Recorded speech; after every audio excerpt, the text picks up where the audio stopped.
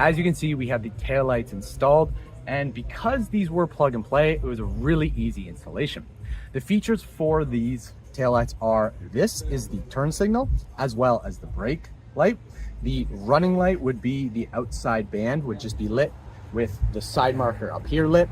And then the reverse signals is these two white strips, which both illuminate very bright white light, giving you probably a little bit more lighting behind the vehicle in reverse than your standard halogen reverse light.